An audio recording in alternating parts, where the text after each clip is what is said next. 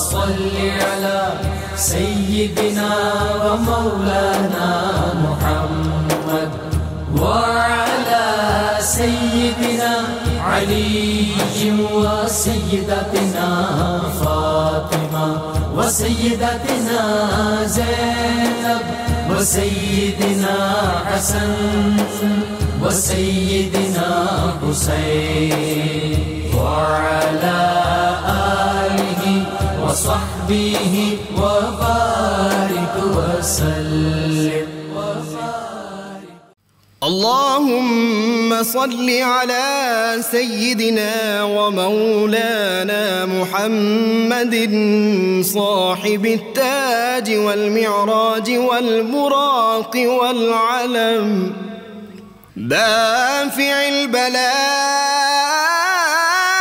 والوباء والقحط والمرض والألم اسمه مكتوب مرفوع مشفوع منقوش في اللوح والقلم سيد العرب والعجم اسمه مقدس معطر مطهر منور في البيت والحرم شمس الضحى بدر الدجى صدر العلا نور الهدى كهف الورى مصباح الظلم جميل الشيم شفيع الأمم صاحب الجود والكرم والله عاصمه وجبريل خادمه والبراك مركبه والمعراج سفره وفوق سدرة المنتهى مقامه وقاب قوسين مطلوبه والمطلوب مقصوده والمقصود موجود سيد المرسلين خاتم النبيين شفيع المذنبين أنيس الغريبين رحمة للعالمين راحة العاشقين مراد المشتاقين شمس العارفين سراج السالكين مصباح المقربين محب الفقراء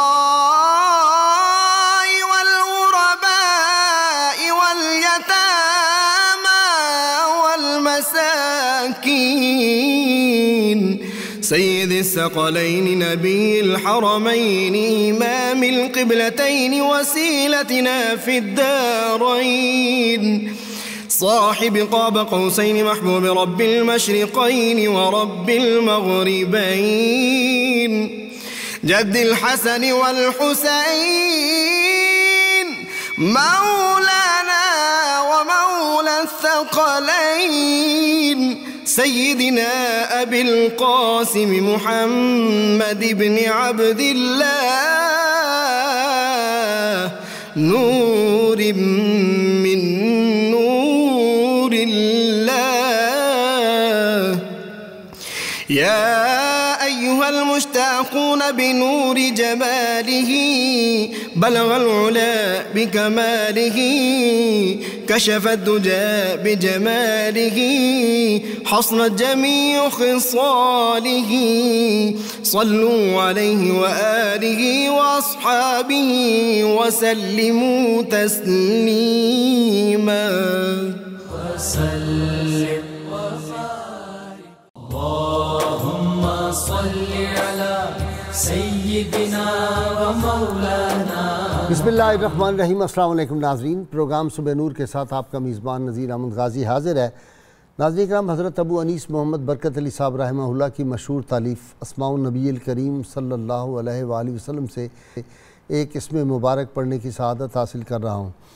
सैयदना जमीलुन सल्लल्लाहु अलैहि वसल्लम हमारे सरदार हुस्न जमाल के पैकर दुरूद व सलाम भेजे अल्लाह आप सल्लल्लाहु अलैहि वसल्लम, आपकी आले पाक और आपके सहाबा किराम पर।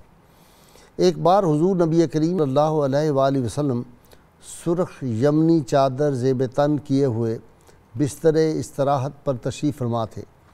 آنکھیں محو خواب تھی اور دل بیدار۔ اتنے میں حضرت جابر بن سمرہ رضی اللہ عنہ آپ پہنچے۔ 14ویں کی رات تھی، اوپر چاند پوری آب و تاب کے ساتھ چمک رہا تھا اور سامنے رسول کریم صلی اللہ علیہ وسلم کا مبارک چہرہ انور اپنی نوری کرنیں بکھیر رہا تھا۔ حضرت جابر رضی اللہ تعالیٰ عنہ کبھی چمکتے چاند کو دیکھتے اور کبھی جمال مصطفیٰ صلی اللہ علیہ وسلم کا مشاہدہ فرماتے اور یہ جاننے کی کوشش کرتے کہ چاند زیادہ روشن ہے یا آقا کریم صلی اللہ علیہ وآلہ وسلم کا رخ زیبا۔ حضرت جابر رضی اللہ عنہ فرماتے ہیں کہ یقین جانیے آپ صلی اللہ علیہ وآلہ وسلم مجھے چاند سے کہیں زیادہ حسین و جمیل لگ رہے تھے۔ ناظرین کرام، کسی شاعر نے بھی اس بارے میں بڑی خوبصورت بات کہی کہ میں وہ شاعر نہیں جو چاند کہہ دوں ان کے چہرے کو، میں ان کے نقش پا پر چاند کو قربان کرتا ہوں۔ ناظرین کرام، آج ہمارا موضوع انتہائی اہمیت کا حامل ہے اور اس موضوع کے اندر ایسے لطیف، باریک اور میں کہتا ہوں کہ مشکل مراحل بھی ہیں۔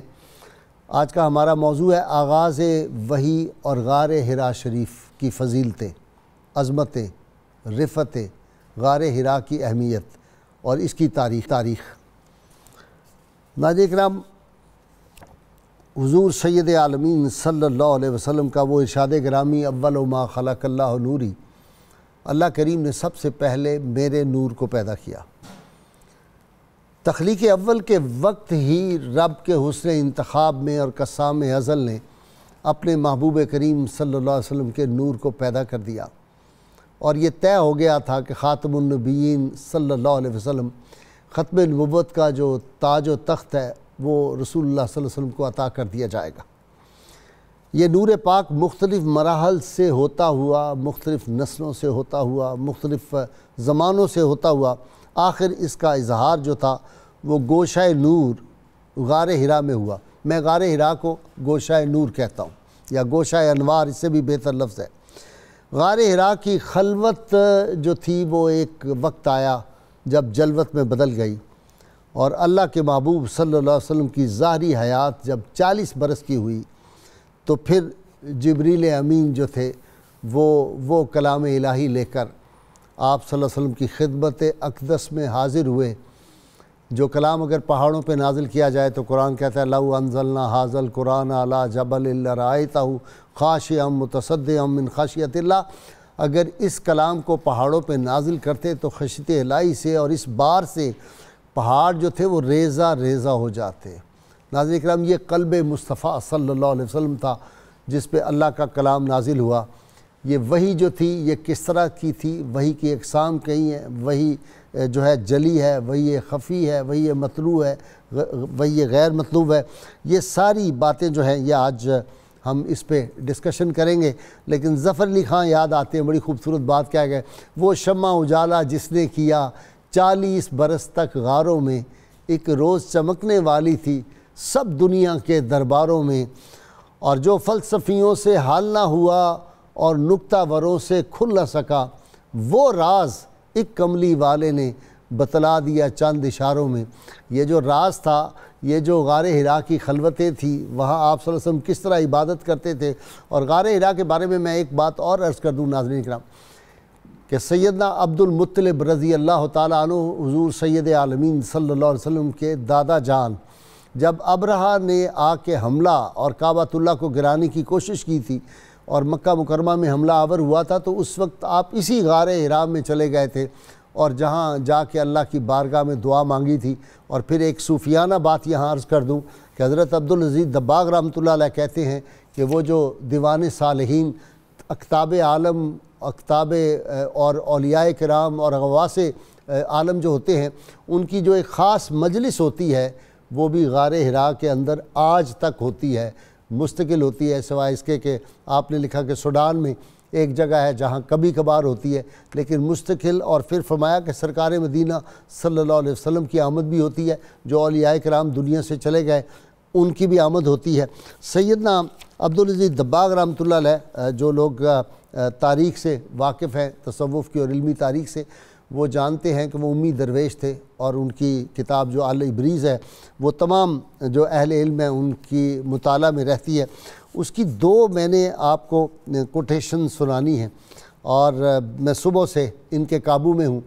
وہ لکھتے ہیں کہ سید عالمین صلی اللہ علیہ وسلم کو عطا کیا جانے والا مخصوص معجزہ آپ کی ذات کے ساتھ متعلق ہی نہیں تھا، بلکہ یہ اللہ تعالیٰ کی جانب سے تھا، جس میں اللہ تعالیٰ کا نور، مشاہدہ اور ہم کلامی کا اثر موجود تھا، کیونکہ نبی کریم صلی اللہ علیہ وسلم کے جسم، روح اور عقل میں اس قدر عظیم طاقت موجود ہے کہ اگر اسے تمام انبیاء پر تقسیم کر دیا جائے تو بھی تمام انبیاء اس کے متحمل نہیں ہو سکیں گے۔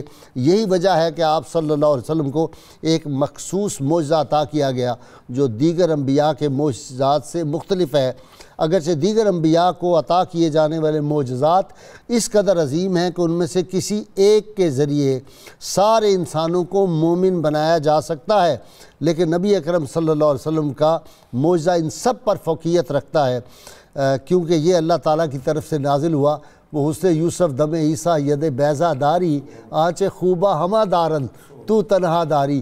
یہ میں نے مانا کہ نوح و موسیٰ، خلیل و عیسیٰ ہیں سب مکرم، مگر یہ نکتہ نہ بھولیے گا میرا نبی ہے امام ان کا۔ اللہم صلی علی سیدنا و مولانا محمد وعلی سیدنا علی و سیدتنا فاطمہ و سیدتنا زینب و سیدنا حسن و سیدنا حسین وعلی آلہ و صحبہ و بارک وسلم۔ اللہم صلی علی سیدنا و مولانا محمد وعلی سیدنا علی و سیدتنا فاطمہ و سیدتنا زینب و سیدنا حسن و سیدنا حسین وعلی آلہ و صحبہ و بارک وسلم۔ جی نوری صاحب، پہلے تو آج ایک بات کا جو ہے نا یہ صفائی کر دیں۔ بعض لوگوں کا خیال یہ ہے کہ رسول اللہ صلی اللہ علیہ وسلم کو جب جبریل امین حاضر ہوئے وحی لے کے، تو انہوں نے پہلی جو وحی تھی وہ اس کا فرمایا کہ یہ آپ پڑھیں، تو جس کے جواب میں آپ صلی اللہ علیہ وسلم ما انا بقارئ، تو یہ ذرا اس کو پہلے یہاں سے شروع کر لیں ہم آغاز وحی سے۔ بسم اللہ الرحمن الرحیم، اللہم صلی علی سیدنا محمد وآلہ وصحبہ وبارک وسلم علیہ۔ غیث صاحب قبلہ، اقرا سے اقرا، ٹھیک ہے، سبحان اللہ سبحان اللہ۔ یہ روایت جو ہے یہ صحیح بخاری میں موجود ہے، صحیح مسلم میں موجود ہے، اور کم و بیش تمام کتب حدیث میں یہ روایت موجود ہے۔ ٹھیک، اور سیدنا جبریل امین علیہ السلام جب غار حرا میں اللہ رب العالمین کی طرف سے وحی لے کے نازل ہوئے تو انہوں نے آ کر عرض کی یا رسول اللہ صلی اللہ علیہ وسلم اقرا، اور یہ 3 بار انہوں نے کہا، اور تینوں بار رحمت کونین صلی اللہ علیہ وآلہ وسلم نے کہا ما انا بقارئ، میں نہیں پڑھنے والا۔ اچھا، یہ نہیں کہ میں پڑھا ہوا نہیں۔ اس کا یہ ترجمہ بالکل غلط کیا جاتا ہے، جیسے کسی کو کہا جائے کہ آپ کھانا کھا لیں تو وہ کہے کہ میں ابھی کھانا نہیں کھانے والا، کہ میں کھانا ابھی نہیں کھاتا، اس کا مطلب یہ نہیں ہوتا کہ مجھے کھانا آتا ہی نہیں ہے، ٹھیک ہے، بلکہ اس کا مطلب یہ ہوتا ہے کہ اس وقت جو ہے اس وقت میں نہیں کھانے والا۔ میں اس کی وضاحت 2 ائمہ جلیل القدر مسلمہ عالم اسلام مصدقہ ان کی وضاحت سے کرنا چاہوں گا۔ ان میں ایک امام غزالی رحمۃ اللہ تعالی علیہ فقہ السیرہ میں، اور ایک قاضی ایاز علیہ الرحمہ شفا میں، وہ کہتے ہیں کہ یہاں پر جو ہے اقرا اور ما انا بقارئ، میم الف ما یہاں پر نفی کے لیے نہیں ہے، اچھا، بلکہ میم الف ما جو ہے یہ سوالیہ ہے، استفسار کے لیے ہے، استفہام کے لیے ہے۔ یعنی جب حضرت جبریل امین نے کہا اقرا پڑھیے تو آقا علیہ الصلوۃ والسلام نے فرمایا ما انا بقارین، کیا پڑھوں میں؟ اور بلکہ ابن ہشام علیہ الرحمہ جو روایت لائے اس میں تو لفظ ہی اور ہے ماذا اقراؤ، کہ میں کیا پڑھوں۔ آقا علیہ الصلوۃ والسلام نے یہ پوچھا۔ گئے سب دیکھیں جس ہستی کی زبان اطہر سے یہ اعلان کروایا جائے انما بعثت معلما، اور جن کا منصب یہ بیان ہو کہ وَيُعَلِّمُكُمْ مَا لَمْ تَكُونُوا تَعْلَمُونَ، کہ یہ تمام انسانیت کے معلم ہیں، اور جن کے لیے یہ کہا جائے وَعَلَّمَكَ مَا لَمْ تَكُنْ تَعْلَمْ، الرحمن علم القرآن، جن کے لیے قرآن مجید میں اتنی زیادہ آیات موجود ہوں۔ میں یہاں پر ایک اور اینگل سے کہ میم الف ما کو اگر نفی کا بھی مان لیں کہ میں پڑھنے والا نہیں ہوں، تو میں اس حوالے سے ایک وضاحت کرنا چاہوں گا کہ دیکھیے اللہ رب العالمین نے قرآن بھی ارشاد فرمایا، مجھے صرف 1 سے 1.5 منٹ چاہیے ہوگا اس کو وضاحت سے بالکل کھلے، اسی لیے آج 2 ہی بلائے ہیں اس کو، جزاک اللہ کھل خیر کے بات کریں آپ۔ اللہ رب العالمین نے قرآن مجید میں فرمایا وَمَا أَرْسَلْنَا مِن رَّسُولٍ إِلَّا لِيُطَاعَ بِإِذْنِ اللَّهِ، کہ اللہ رب العالمین جس رسول کو بھی بھیجتے ہیں مقصود یہ ہوتا ہے کہ لوگ ان کو دیکھیں اور ان کو فالو کریں، وہ مطاع بن کے آتا ہے، رول ماڈل بن کے آتا ہے۔ اور آقا علیہ السلام کے لیے تو کہا گیا لَقَدْ كَانَ لَكُمْ فِي رَسُولِ اللَّهِ أُسْوَةٌ حَسَنَةٌ۔ ٹھیک ہے، اب جو رول ماڈل ہوتا ہے، بیسٹ ماڈل، وہ لوگوں کے سامنے اپنی عظمت کے پیمانے اور سٹینڈرڈ جو ہے وہ مقرر نہیں کرتا، بلکہ وہ ان کے درجے، ان کے لیول کے مطابق کہ جس کو وہ آسانی کے ساتھ جو ہے وہ فالو کر سکے، کلم الناس علی قدر عقولہم، ہر کوئی جو ہے وہ اس کو فالو کر سکے۔ میں اس کی وہ اس کا مقام نہیں ہوتا، وہ اس کا مرتبہ نہیں ہوتا۔ میں اس کی مثالیں دینا چاہوں گا کہ دیکھیے قرآن مجید میں اللہ رب العالمین نے سورہ فصلت میں آپ کی زبان اطہر سے یہ اعلان کروایا انما انا بشر مثلکم۔ اب مثلکم کے لفظ قابل غور ہیں، لیکن آپ صحیح بخاری میں چلے جائیں تو حضرت انس، اور سنن ترمذی میں چلے جائیں تو حضرت علی شیر خدا رضی اللہ تعالیٰ عنہما دونوں یہ کہتے نظر آتے ہیں، اور یہ وہ ہستی کہہ رہی ہے کہ جو باب و مدینۃ العلم ہے۔ ٹھیک ہے، دونوں ہستیاں بخاری اور ترمذی میں یہ دونوں روایتیں موجود ہیں۔ ادھر ہے انا بشر مثلکم، اور ادھر ہے لم ارى قبلہ ولا بعدہ مثلہ۔ وہ دونوں کہتے ہیں کہ ہم نے ان کی مثل جو ہے نہ پہلے دیکھا نہ بعد میں دیکھا۔ واہ واہ، ایک چھوٹی سی مثال میں عرض کرنا چاہوں تو گا، اس سے پہلے کا جو ماضی تھا ہزاروں کا صحیح، اب جو تا حشر کا فردہ ہے وہ تنہا تیرا۔ غیر صاحب دیکھیے کہ رحمت کونین صلی اللہ علیہ وسلم غزوہ احد ہوتا ہے۔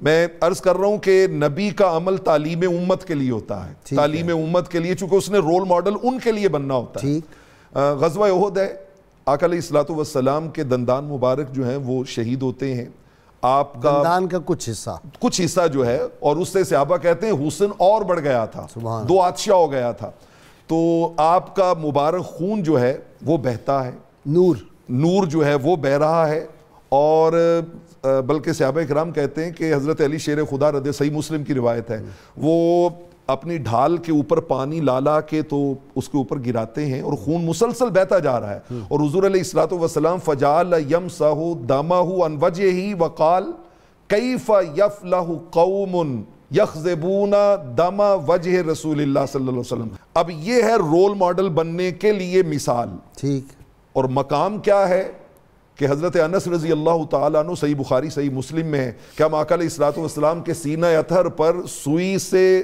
وہ جو ٹانکے لگائے جاتے ہیں، سٹیچز لگائے جاتے ہیں، اس کی باقاعدہ نشان دیکھتے تھے۔ جب رحمت کونین صلی اللہ علیہ وسلم کا شق صدر ہوا، قلب اطہر نکالا گیا، زمزم سے دھویا گیا، اس میں علم و حکمت کو ڈالا گیا، انوار بھر دیے گئے، ایک قطرہ خون بھی نہیں نکلا، ایک قطرہ خون بھی نہیں نکلا۔ مقام یہ ہے اور تعلیم امت وہ ہے۔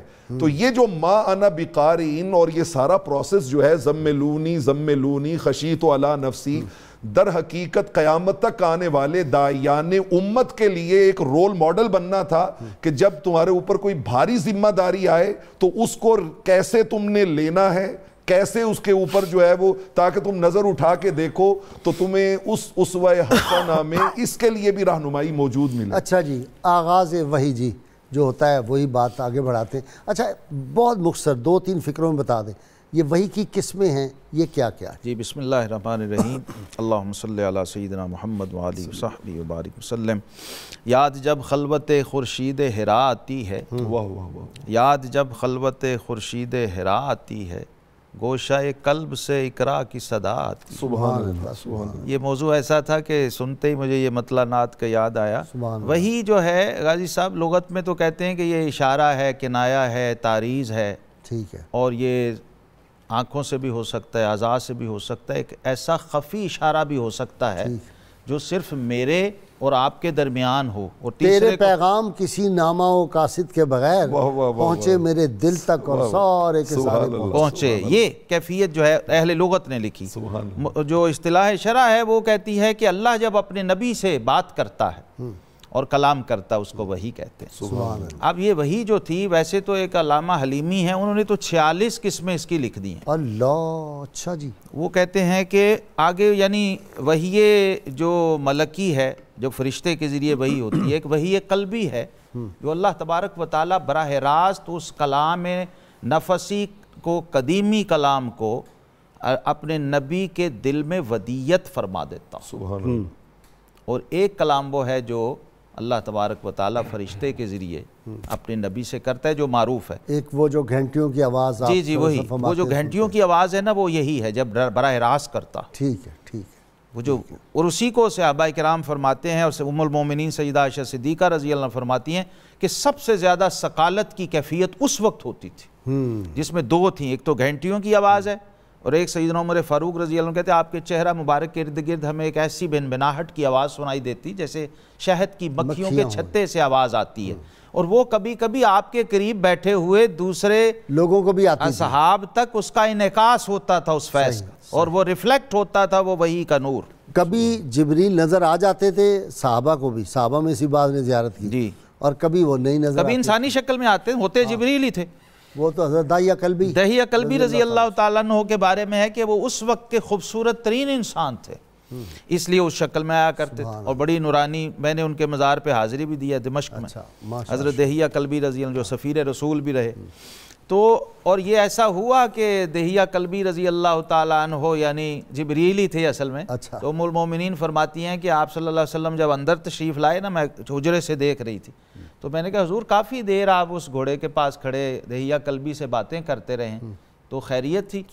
فرمایا عائشہ وہ داہیہ کلبی نہیں, وہ جبریل تھے. سبحان اللہ سبحان اللہ. تو ایسا ہوتا تھا. ان کے مقدر پہ قربان جاؤں, کیا بات, انہوں نے کیسی کیسی زیارات کی ہیں. تو پھر وہ حضرت عمر فاروق رضی اللہ عنہ کہتے کبھی ایسی شکل میں بھی آتے, کسی کو پتہ نہ ہوتا, بالکل اجنبی کیفیت ہوتی تھی. تو وحی کا مطلب بنیادی طور پہ کشف اور الہام کی کیفیات بھی ہیں, خواب اور رؤیا صالحہ بھی ہیں, جہاں سے آغاز ہوا ہے. ٹھیک ہے. تو ام المومنین فرماتی ہیں کہ نبی پاک صلی اللہ علیہ وسلم کو جو بھی خواب رات کو دکھائی دیتا, صبح کو ایز اٹ از وہ واقعہ پیش آتا تھا, اور سب دیکھتے تھے. اور یہ طے ہے کہ نبی کا خواب وہی ہوتا ہے اور حجت ہوتا ہے, اور غیر نبی کا خواب اس طرح کا سٹیٹس اس کا اب آگے نہیں غار حرا میں. اچھا, غار حرا میں جو بات ہو رہی نا غازی صاحب, بڑی مزے کی بات یہ ہے, وہ ہے ہی ساری بات مزے کی, لطف کی, کیف کی. اس میں جو کیفیت ہے نا, جبریل امین نے آ کے کہا ہے, چونکہ جبریل کا بھی تو تجربہ پہلا ہی تھا نا.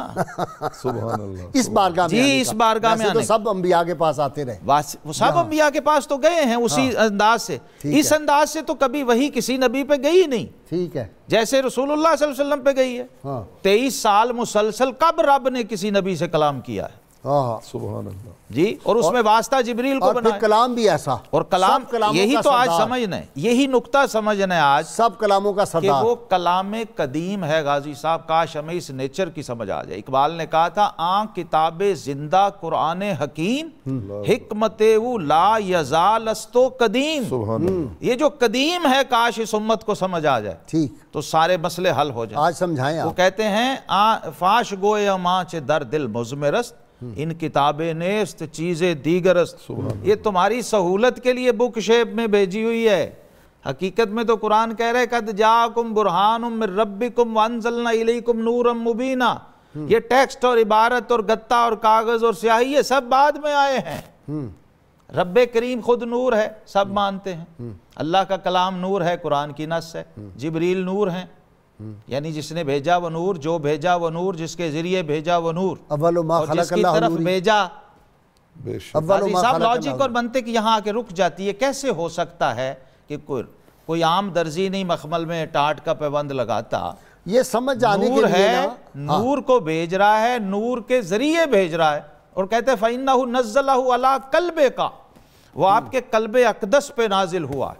اس قلب اقدس کی ذرا تحمل کی شان کا اندازہ لگائیے۔ اچھا آپ کی بات کو صرف روکے، یہ سمجھ اس وقت آئے گا جو میں سمجھاؤں، آپ کہہ رہے ہیں کہ وہ جو اقبال نے کہا کہ تیرے ضمیر پہ جب تک نہ ہو نزول کتاب، گرا کشا ہے نہ راضی نہ صاحب کشاف، اور تجھے کتاب سے ممکن نہیں فراغ کہ تو کتاب خواں ہے مگر صاحب کتاب نہیں۔ اور پھر ساتھ کا قاری نظر آتا ہے، حقیقت میں یہ حقائق ہمیں سمجھنے پڑیں گے، کیونکہ یہاں مدرسے یونیورسٹیاں کام نہیں آنی، یہاں عبدالعزیز دباغ کام آنا۔ واہ واہ واہ، جو سائل کو کہتا ہے کہ وہ بتاؤں جو ترمذی نے شمائل میں لکھا ہے، یا وہ بتاؤں جو میں خود دیکھتا ہوں چلتے ہوئے۔ سبحان اللہ، سبحان اللہ۔ اللهم صل على سيدنا ومولانا محمد وعلى سيدنا علي وسيدتنا فاطمة وسيدتنا زينب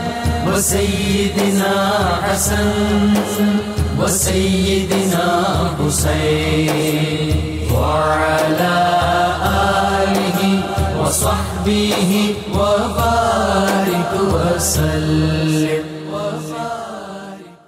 اللهم صل على سيدنا ومولانا محمد وعلى سيدنا علي وسيدتنا فاطمة وسيدتنا زينب وسيدنا حسن وسيدنا حسين وعلى آله وصحبه وبارك وسلم۔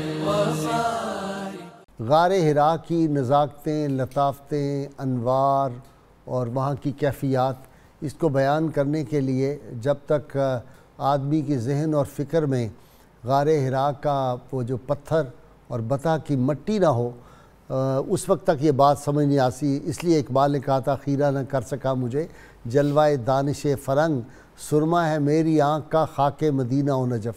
تو یہ خاک مدینہ و نجف جو ہے، یہ جب تک فکر میں بسا ہوا نہ ہو اس وقت تک یہ اس کی باریکیاں سمجھ میں نہیں آتی۔ جی آپ کو یہ چار فرشتوں تک اب پہنچے یہ تھے۔ چار رسول فرشتے جو ہیں، سیدنا جبریل امین، حضرت میکائیل، اسرافیل، اسرافیل علیہ السلام، ان کو بلایا گیا اور ان کا ٹرائل ہوا، اور جس وقت وہ کلام الہی کی تجلی پڑی تو امام سیوطی لکھتے ہیں کہ یہ چاروں کے چاروں بے ہوش ہو گئے، بے ہوش ہو گئے، بے ہوش ہو۔ اور وہاں کی اب پیمانہ اور ٹائم پتہ نہیں کیا تھا، کئی عرصہ یہ اسی کیفیت میں رہے۔ اب ٹرائل اس میں کیا تھا کامیابی کا، کہ ان میں سب سے پہلے ہوش میں کون آتا ہے؟ سب سے پہلے جبریل امین اٹھے، تو فرمایا جبریل تم سلیکٹ ہو گئے اور تم اس کلام کو لے کے جاؤ گے۔ غازی صاحب قرآن پاک جو ہے یہ اللہ کا کلام قدیم ہے اور کلام نفسی ہے، اور اس کا متکلم خود ذات باری تعالیٰ ہے، اور کلام اللہ کی صفت ہے۔ وہ شعر سنائیں ذرا، موسم آیا تو نخل دار پہ میر، سر منصور ہی کا بار آیا۔ اور پھر رومی رحمت اللہ علیہ کہتے ہیں گرچہ قرآن از لب پیغمبر است، ہار کے گوید حق نہ گفتہ کافر است۔ سنے گا زبان پیغمبر سے لیکن کہے گا کلام اللہ کا ہے۔ اب یہاں ذرا اس لنک اور اس تعلق کو سمجھنا ہے، جسے سورہ مزمل میں فرمایا اِنَّا سَنُلْقِي عَلَيْكَ قَوْلًا ثَقِيلًا، خود نازل کرنے والا کہہ رہا ہے یہ قول ثقیل ہے، ہر ایک کے بس کی بات نہیں ہے۔ اور قلب اقدس مصطفیٰ صلی اللہ علیہ وسلم پہ جبریل لے کے آ رہے ہیں۔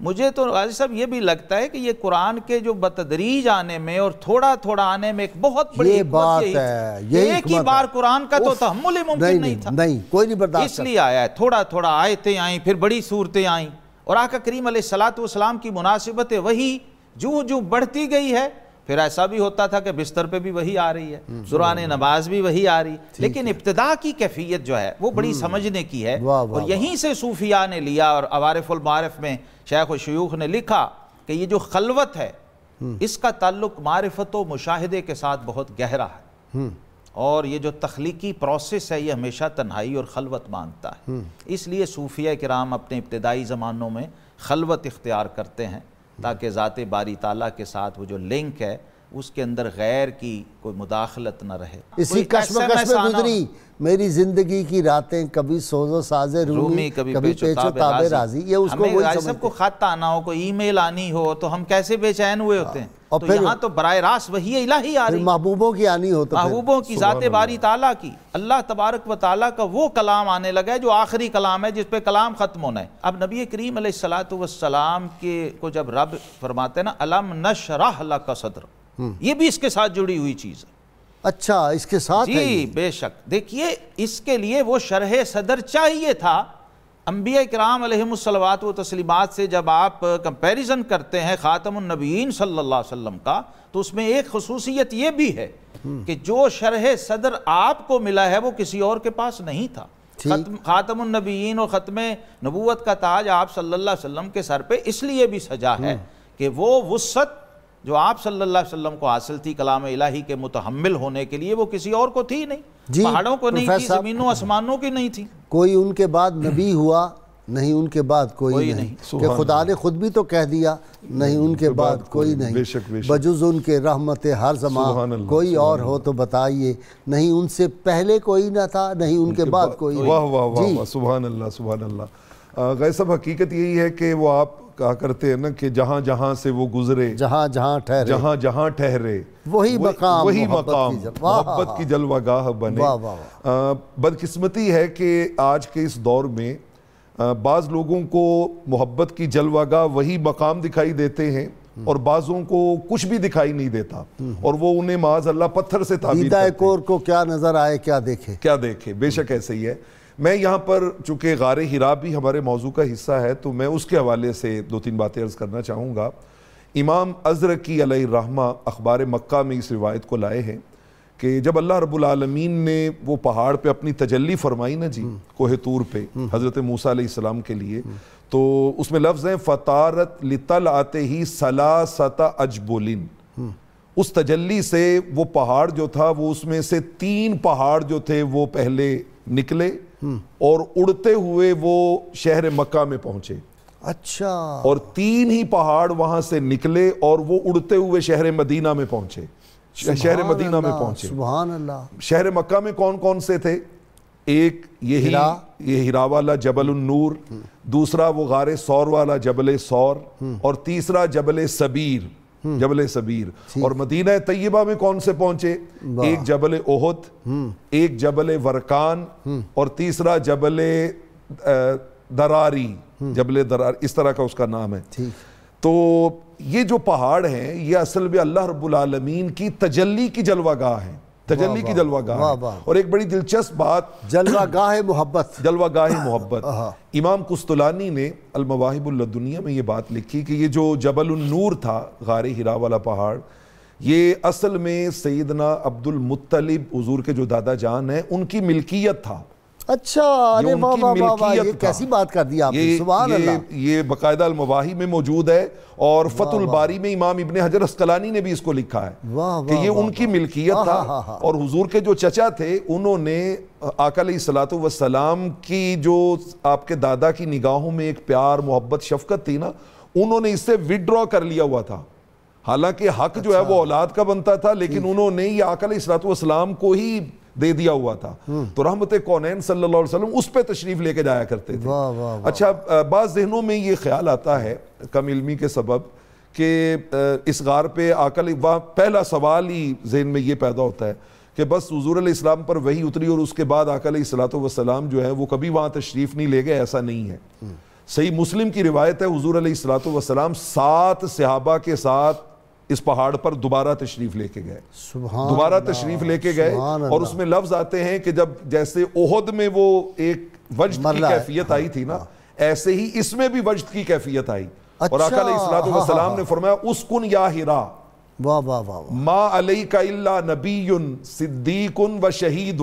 ہاں خلفائے راشدین بھی تھے، حضرت سعد بن ابی وقاص بھی تھے، حضرت طلحہ بھی تھے، 7 صحابہ کرام حضور کے ساتھ تھے. واہ واہ تو آقا علیہ الصلوۃ والسلام نے اس کو بھی وہی لفظ ارشاد فرمائے جو جبل احد کو ارشاد فرمائے. سبحان اللہ. اور یہاں پر غازی صاحب بڑی ایک دلچسپ بات جو ناظرین کے لیے اس غار کی تقدس اور اس کے لیے بہت اہمیت کی حامل ہوگی، اور جسے شیخ طاہر القردی المکی نے اپنی کتاب تاریخ القویم میں لکھا ہے.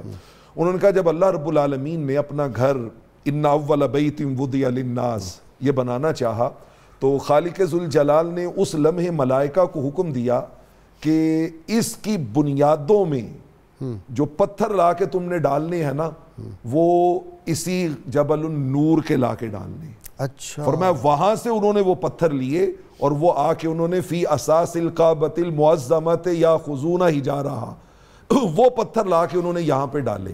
تو یہ پہاڑ جو ہے یہ کئی اعتبارات سے اور کئی نسبتوں کے اعتبار سے برکتوں کا حامل ہے، بہت ہی برکتوں کا حامل ہے. واہ واہ. اور برکتیں جو ہے وہ تو یعنی آپ دیکھیے نا کہ حضرت ابراہیم علیہ السلام نے صرف اللہ کا گھر تعمیر کیا تھا مقام ابراہیم پہ کھڑے ہو کے، ٹھیک، تو اللہ رب العالمین نے اسے اپنی معرفت کی نشانی بنا دیا. واہ واہ تو اس پہاڑ نے تو حضور علیہ الصلوۃ والسلام کے مبارک قدم کتنی بار چومے. ان الصفا والمروہ من شعائر اللہ، اللہ کی بندی، اللہ کی ولیہ بے شک وہاں پہ دوڑی ہیں، سیدہ حاجرہ دوڑی ہیں اور وہ اللہ کی نشانی بن گئے، اللہ کی نشانی بن اور گئی. ان فضاؤں نے ان اور ہواؤں جن کو نے لولا کا لما خلقت الافلاک، سبحان اللہ سبحان ان اللہ کے جہاں جہاں پھر قدم مبارک لگے. یہ اصل میں تلاش میں نے جیسے عرض کیا نا کہ وہی کرتا ہے کہ جس کے اندر اس محبت کی جلوہ گاہ کو پانے، دیکھنے اور وہاں سے فیض لینے کی تڑپ ہوتی ہے. نہیں، صلاحیت پہلے دیکھی جاتی ہے اور پھر منتخب کیا جاتا ہے، پھر جبریل، میری طلب بھی انہی کے کرم کا صدقہ ہے. یہ قدم اٹھتے نہیں ہیں، اٹھائے جاتے ہیں. میری طلب بھی ان کی چشم کرم کو ہے اس کی خبر، اس مسافر کو ہے کتنا ذوق سفر. جی یہ جو غار حرا اشارہ ہوا نا جی پروفیسر صاحب نے کیا، اس کا پتھر لگا ہوا ہے خانہ کعبہ میں. سبحان اللہ حاجی صاحب یہ بات بڑی اہم ہے. اور امام حیثمی نے مجموع الزوائد میں لکھا ہے کہ جب ابراہیم علیہ السلام یہ عمارت بنانے لگے تھے نا تو جو گھر بناتا ہے میٹیریل اس کے ذمہ ہوتا، تو اللہ رب العزت نے جبریل امین کی ڈیوٹی لگائی تھی کہ آپ نے ان کو 5 پہاڑوں سے پتھر لا کے پرووائڈ کرنا ہے. پورا خانہ کعبہ ان 5 ہی پہاڑوں کے پتھروں سے بنا ہوا. ان میں سے جبل نور بھی ہے، یہ غار حرا والا، اس میں کوہ طور بھی ہے، اس میں جبل قاسیون بھی ہے، اس میں جبل لبنان بھی ہے، وہ جو آپ اشارہ کرتے صوفیہ وہاں جمع ہوتے ہیں وہ سارا اپنا دیوان کرتے ہیں، اور جبل احد بھی ہے. اب دیکھیے ان پہاڑوں سے پتھر لیا گیا ہے اور خانہ کعبہ کی دیوار پہ لگایا گیا. اس کے شاعر اللہ ہونے میں تو کسی کو وہ تو اعظم و شاعر ہے، اعظم و شاعر. تو یہ ہمیں یہ اس سے عقل والوں کو یہی بات سمجھنا چاہیے، طلب باتیں جہاں سے پتھر لا کے کعبہ شریف کو بنایا گیا ہے اس کا اپنا عالم کیا ہوگا، کتنا مقدس ہوگا، اور اس کی نشان وہاں لکھ کے لگایا ہوا ہے بد نصیبی ہے، وہاں لکھ کے لگایا ہوا ادھر نہ جاؤ، یہاں کچھ حاصل نہیں، یہ کچھ نہیں. خوش نصیبی غازی صاحب دیکھیے، بد نصیبی تو ہے، خوش نصیبی یہ ہے کہ لکھ کے جبل نور لگایا ہوا ہے نور کا پہاڑ. اور وہاں جی جا کے جو میری کیفیت ہوئی تھی، اللہ مجھ سے تو بات ہی نہیں ہوتی تھی، اور میں تو ایک عجیب، اور مجھے وہ خوشبو رحمت کونین صلی اللہ علیہ وسلم کے میں نے پاک کی اور آپ کے جسم عطر کی، وہ میں نے محسوس کی ہے وہاں. صاحب وہاں اب دیکھیے عجیب کیفیت تھی وہاں میں. وہاں پر جانے کے بعد یہ چیزیں سمجھ آئیں گی. اللہم صلی علی سیدنا و مولانا محمد وعلی سیدنا علی و سیدتنا فاطمہ و سیدتنا زینب وسيدنا حسن وسيدنا حسين وعلى آله وصحبه وبارك وسلم. اللهم صل على سيدنا ومولانا محمد وعلى سيدنا علي وسيدتنا فاطمة وسيدتنا زينب وسيدنا حسن وسيدنا حسين وعلى آله وصحبه وبارك وسلم. کتاب الشفا سے جی آنکھ کے درد کا روحانی علاج ہے. 41 مرتبہ سورہ فاتحہ پڑھ کر پانی پر دم کر کے 7 قطرے آنکھوں میں ڈالیں، انشاءاللہ آنکھ کا درد ختم ہو جائے گا. شرط یہ ہے اول و آخر کوئی بھی درود پاک جو آپ کو آتا ہو کم از کم 11 مرتبہ ضرور پڑھیں. حضور سیدنا عبد القادر جیلانی غوث اعظم فرماتے ہیں صبر یہ ہے کہ مصیبت کے وقت عاجزی کا دامن تھامے رکھو اور اللہ تعالیٰ کے فیصلوں کے سامنے سر تسلیم خم کر دو. جی حافظ صاحب. یوں منور ہے یہ دل غار ہیرا ہو جیسے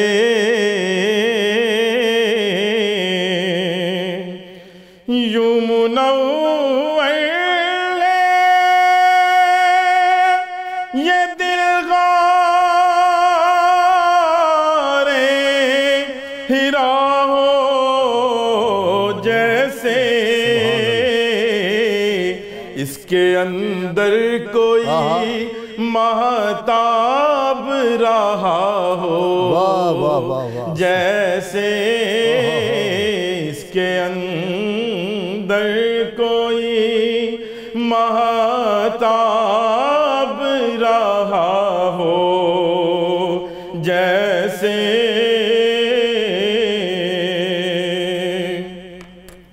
اور اپنی خواہش سے کوئی بات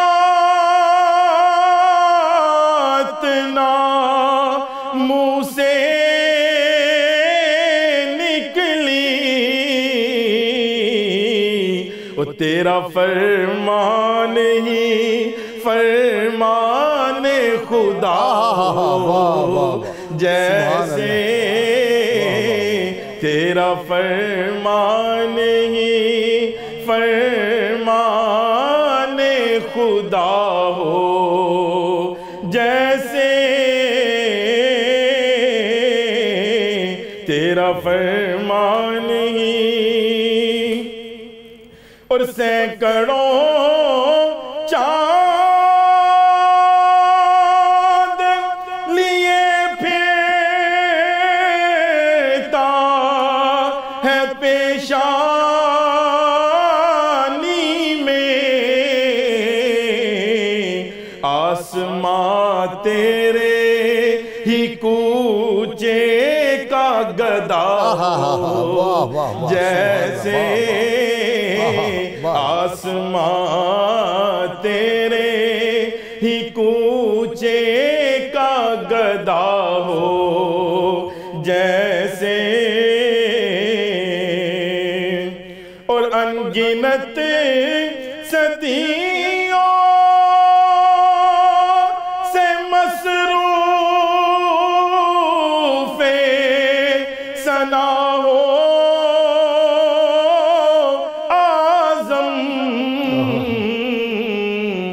اسی خاطر تمہیں تخلیق کیا ہو جیسے اسی خاطر تمہیں تخلیق کیا ہو. اللهم صل على سيدنا ومولانا محمد وعلى سيدنا علي وسيدتنا فاطمة وسيدتنا زينب وسيدنا حسن وسيدنا حسين وعلى آله وصحبه وبارك وسلم.